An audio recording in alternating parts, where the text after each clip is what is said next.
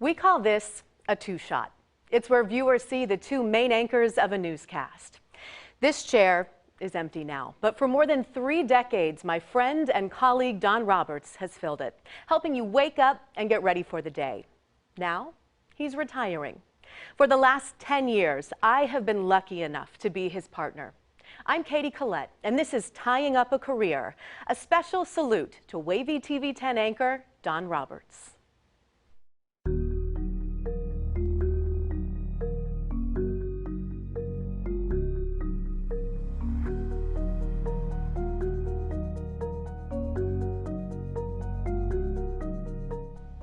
Welcome to our special salute to Don Roberts and his many years of serving our viewers and our communities.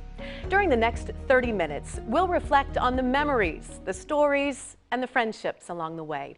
But we want to start with the title of our special. For many of the years you've watched us on Wavy News 10 Today, one day a week, Tuesdays, is synonymous with Bow Tie Tuesdays. Don can sport that bow tie like no other. So what better way to salute Don than by tying up a career with a bow tie?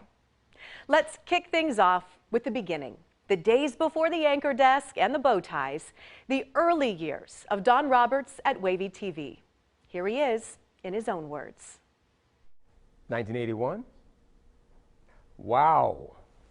I was working at a radio station, 2WD, Dick Lamb. Joel Rubin called me, said he had an opening, and I said, hallelujah. We were working with film at the time, and I didn't know anything about that, but I had to get up to speed real quick. It was a shock, but it was exciting. It was exciting. In Hampton, Don Roberts, The Daily News. What Don does so well is telling stories, especially in times of crisis. He has a knack for delivering the news in a calm yet informative way. One of those moments that tested Don and all of us was the shootings at Virginia Tech in 2007. We begin with breaking news on the Virginia Tech campus. Someone opened fire in a dorm this morning, killing 1 person and wounding at least 8 others in a second location. Now, we're told there were 2 shooting incidents on campus. Police say they have 1 person in custody and they continue looking for a second possible shooter. I recall first hearing about a shooting on the campus of Virginia Tech while on the noon show anchoring. And I remember the details coming in. We learned of 1, maybe more being shot. And it was unbelievable at the time. I couldn't believe what my producer was telling me, that there's been a shooting on Tech's campus and it may be a mass shooting. And mass shootings were still relatively new at that time in terms of being a regular phenomenon. And we're on the air, we're learning of a potential mass shooting on the campus of Virginia Tech, and I'm thinking of my son on the campus of VCU in downtown Richmond, and I'm hoping that he's safe. And I was thinking of all the people here who have graduated from Tech, who know someone who has, or have children there now, and they're counting on me and they're counting on Wavy to get it right, to tell them what they want to know and tell them what they need to know. And no showboating, no hyping, just give me the facts. And let me know, I guess, if it's possible that, yeah, we're going to find out what we can for you. And ultimately, everything's going to be all right. We're going to figure out what happened. We're going to help the people that need help. And we're going to be okay. We'll live to struggle and make it through another day. But that was one long noon as we heard about 1 person shot, then multiple people shot. This story has taken a dramatic turn for the worse. Then 10 people killed, then 15 and 20, and the numbers didn't stop. And we were thinking, you know, what just happened? Did someone drop a bomb? It was something that stayed with me to this day. And unfortunately, that kind of story has repeated. And that has prompted me to just try to do something, maybe in the storytelling or maybe in the opportunities to talk to kids on the street or in juvenile detention centers, to let them know that you got choices and consequences, and choose to do something to help yourself, not something to hurt yourself, and maybe you'll help somebody else along the way. No matter what the information is, you have to inform, but you also have to encourage. And I feel like that's been Don's thing. That's been his gift to Team AM and to the community for all of these years.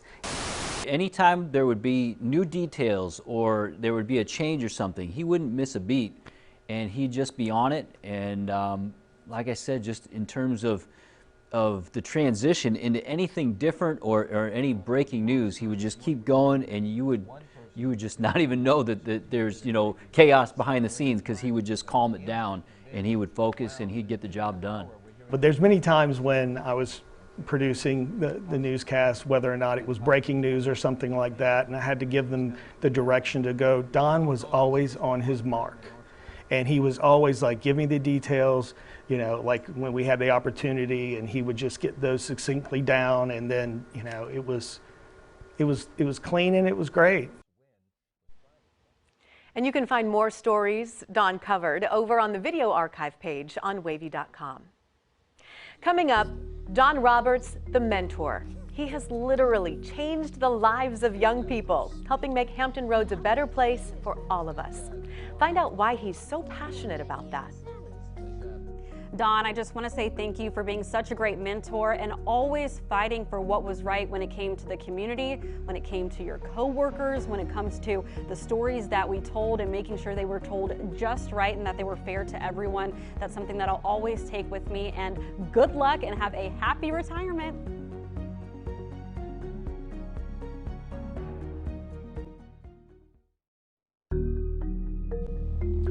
Welcome back as we continue to celebrate the career of Don Roberts as he gets ready to enjoy his retirement. Almost equal to journalism, mentoring young people is Don's passion. From the Up Center to Big Brothers and Big Sisters, he also spends time with teenagers behind bars by teaching them and playing chess. Don told us why this is so important to him. Two angles to that mentoring side. One, Wednesday's child. I loved reporting on Wednesday's child, the child who was in a foster home waiting for adoption, and if I got him or her to smile, flash a little personality, that could lead to a phone call, someone calling the agency and inquiring about maybe bringing that child into their family. And I was thinking, if I just did my job right and let I like cowboys too. I like cowboys. What? You like the Cowboys? I like cowboys too. What? and let the child be the star, this story could result in a change in that child's life for the better forever. So I love doing that. Check this out. 6-year-old Nico debuts a brand new way to throw a bowling ball. Ouch! Watch out, James Brown. We started having kids come in from Fredericksburg and Richmond and Roanoke that we would feature here, trying to, again, get them to flash some personality and talk about life and maybe say something that a potential adoptive family would find some commonality in or see the need and then step up. And that was wonderful, wonderful opportunity. We probably featured a couple of hundred children since 1989, 1990. Then we expanded into the kids who needed mentors with Big Brothers, Big Sisters, and with the Up Center, the Team Up Mentoring Program. And it was a little bit easier, but we had to pull the kids out of class. And with a little time off in school. Parents didn't quite like that. But when we got the kids out of class and spent maybe 30 minutes with them and they flashed that personality, even if the fifth grader is dunking on me, or I'm sliding down a kiddie slide with a third grader or something, to get them to have fun and be the star and show that personality, and you could catch that gleam in their eye at home, then the phone would ring at the agency and they would get a mentor. He's cool. He's a good kid. Dusty's an awesome kid. And the agency reps kept talking about how mentors made a difference. Meeting with the child one time a week or even twice a month, just that positive impact could make a difference. And I began to think about that and the importance of my doing that with my kids and with other kids who I encounter, like at school or maybe in jail. Several more doors, and then the teen ends up here. I did a report on kids who were locked up. After months of making appeals to local juvenile detention authorities and the state correctional system, finally we got cameras inside the jail, Newport News Juvenile Detention Center. And they had about 80 kids locked up at the time. About 80 children, about 70 of them were black males who were locked up, waiting for a trial or waiting for their disposition. And I remember how shell-shocked some of the kids were, spending hours on end in what looked like a 8 by 12 cell. And I remember asking a couple of the boys, what do you do with your spare time when you're not in school while in jail? And they said they played chess. And I thought, oh, you any good? And they started talking a little yap-yap, a little smack. And I said, well, if I come back, we're going to play, see what you got. And they looked at me, a couple of the guys looked at me like, yeah, you going to come back? Doubting me. And so I came back. And the kids were lined up ready to play. And I was no Bobby Fischer, so I got my feelings hurt very quickly. Came back the next week with a couple of guys, and we kind of got our respect, or I got my respect back. But the supervisors at the juvenile detention in Newport News said, you got to come back because the kids love it. It gives them something to do. And then there's that lesson that they learn. Think before you move. Always protect the king. That was back in 2015. And we've been doing it since. Every week. Rain, snow, holidays, it doesn't matter. The kids are there through it all, and we've got chess players all over the place who want to play. We started it working with Mr. Don Roberts of Wavy Channel 10. It was his idea. He had done this at other detention centers, Newport News specifically, and he asked us if we were interested in bringing it here to the Norfolk Juvenile Detention Center. So right now we're working with about 50 guys who are getting ready to start in September in Newport News and in Norfolk Juvenile Detention Centers. When we solidify that, we're going to expand to Chesapeake, hopefully Virginia Beach, and Williamsburg. That's the good news. The bad news is that there will be kids locked up who are waiting. We're hoping to be a regular positive force in their lives, and then when they get out, they think before they move. They always protect the king, and they don't get locked up again. And that is what I really want to do. Some good news. Such an amazing man right there. Coming up, oh, the memories. Don has so many, and we have so many to share with you. That's next. Don't go away.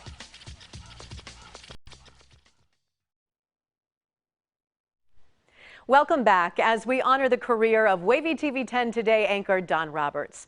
It's hard to sum up everything in just 30 minutes, but here are some of the best moments from Don's former and current colleagues. My first impression of Don was no one can be this happy all the time. No one can be in this good of a mood and have such great energy all the time, especially a man who gets up at 2:30 in the morning. So the first time I met Don was actually at softball, Wavy softball games. And maybe that explains why he was so excited and excitable. But yeah, the first impression was, what a nice, happy, energetic man. When I first came to Wavy, I was the weekend dayside reporter, Monday, Tuesday, Wednesday, nightside.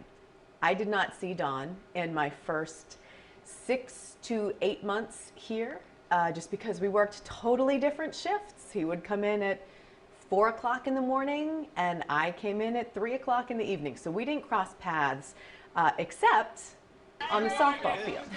He played softball, and my then boyfriend, now husband, joined the Wavy softball team and played, and Don loved and still loves that softball team. So we met, honestly, through softball. I will never forget the first time Don came in with a bow tie on. It was about, I would say, 8 or 9 years ago. And he came in, and I looked at him, and I was like, are you allowed to wear that on the air? Don's like, I'm gonna. And I was like, You're Don Roberts. You do what you want to do. We'll see what happens. One kind of weird memory of him, maybe not weird, but just fun, was one day we had a story of a muskox and a caribou. They were at a zoo, and all of a sudden, you know, it was a fun, fluffy story, and him and Carrie, you know, we were just having fun with it. And then all of a sudden I said, oh yeah, there's going to be a muskaboo running around there somewhere. And he's like, Jeremy, I can't believe. And then, but after that, people started calling me Muskaboo, and he was one of them. He would still call me that once in a while. Team player. Don was like, you know, the anchor that was like, how can I help? What can I do? You know, at the same time, how are you?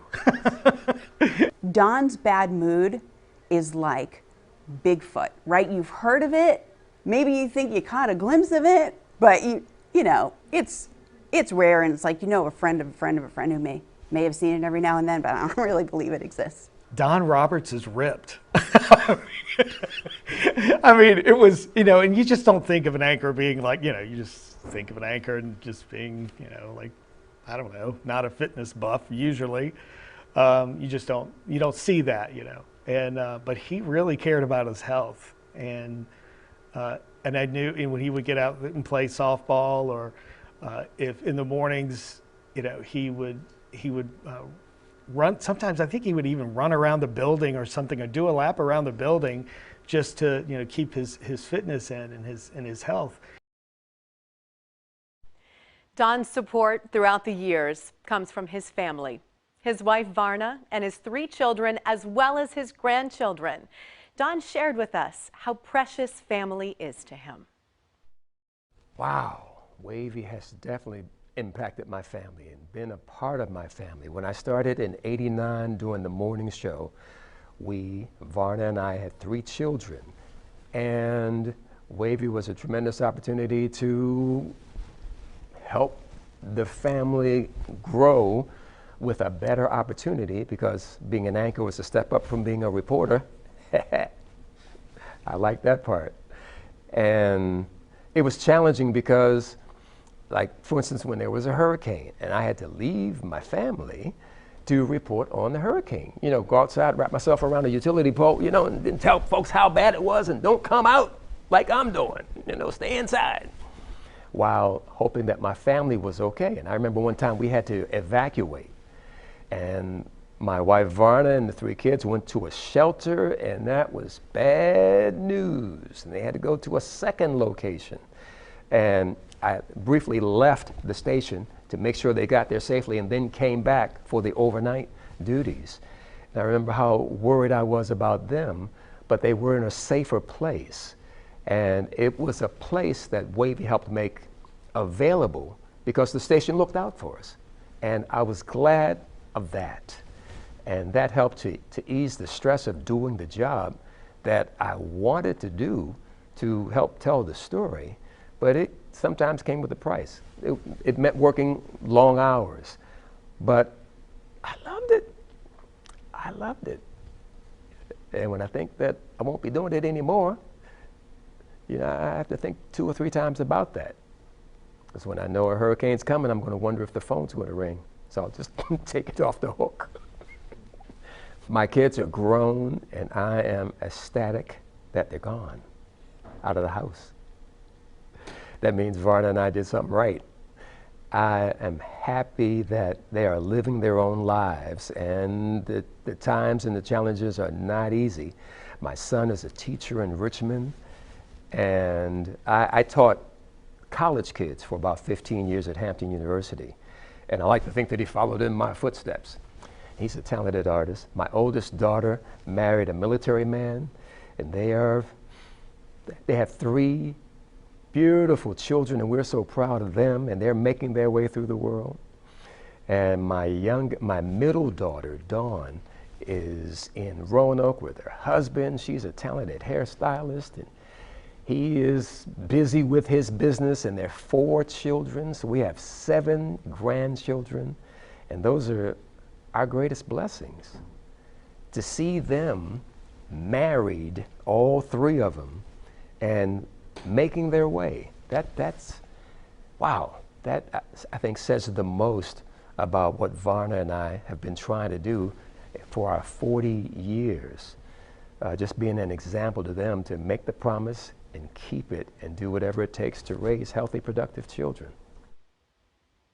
And we want to thank Don's family for sharing him with us for all of these years. From our families to yours, Don has been a part of our lives for decades, whether in person or on your TV or smartphone. That's next. For decades, you, the viewers, have welcomed Don into your homes. We spoke with Don about the responsibility and privilege of telling your stories every day.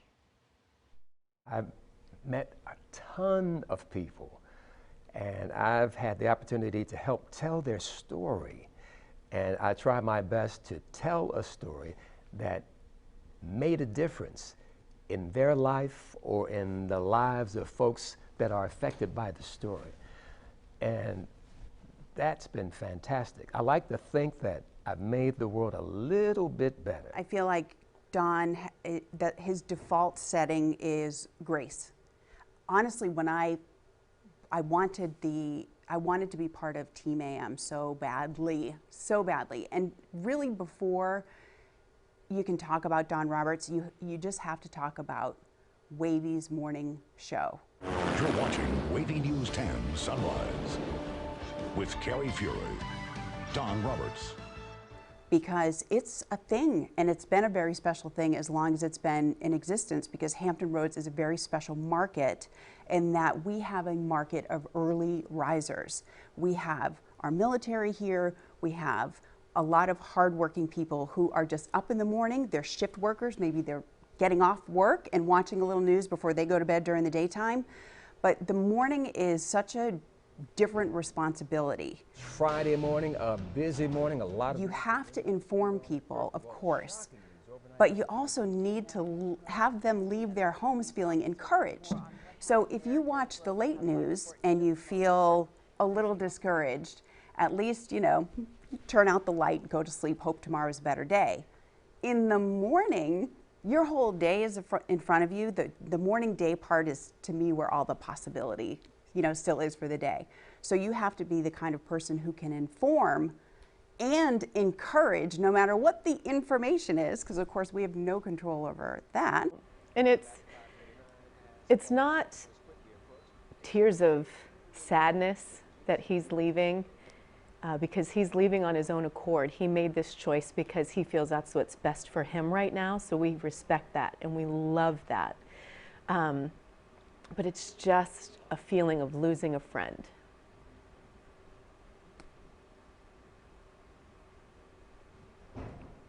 I have spent the last 10 years as his co-anchor.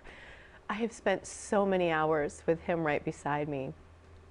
And it's going to be a challenge. Anyone is welcome, but they're not Don sitting next to me.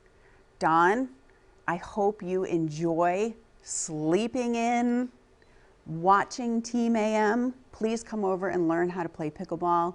And thank you for being such a great friend and mentor to me and for the greatest 10 years of my years here at Wavy. I love you so much. Enjoy your family time. Hug those grandkids.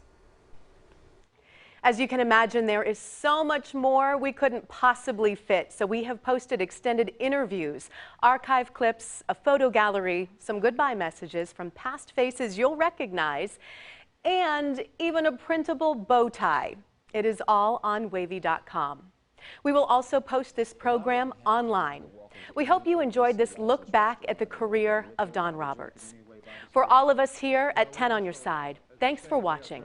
We'll let Don have the last word. I'm going to miss you. It's been fun.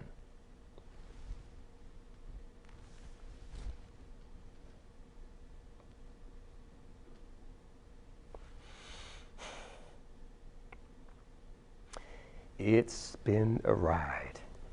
Thank you for your kindness. Thank you for sticking with me through it all. Thank you, Carol. Thank you, Christy. Thank you, Carrie. Thank you, Katie, for being my TV wives. Now, one of you accused me of stealing your makeup. I won't call Christy Carlo's name, but I didn't take it. But thank you. You taught me so much. And through it all, I've always had fun. And we always work together as a team for the viewer to tell folks what they want to know, what they need to know. And I just want to say thank you.